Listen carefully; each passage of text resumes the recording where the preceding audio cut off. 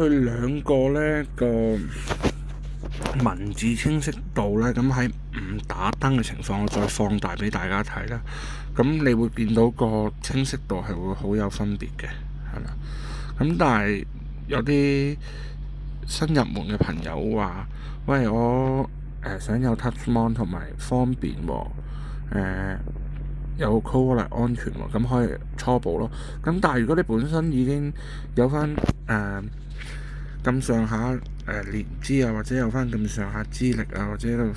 上下資產操作性能，你追求更加暢順同埋卓越嘅呢，咁就會建議你考慮翻 Ledger Flex 同埋 Ledger Stack 嘅啦嚇。咁就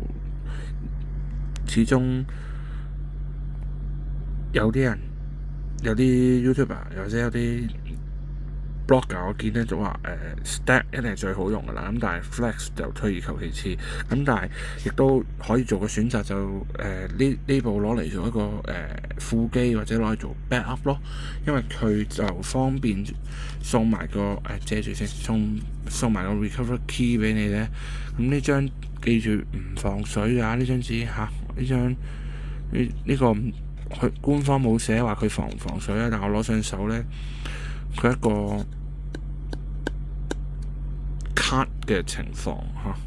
咁可以直接俾你有 device 嘅人咧，已經可以直接喺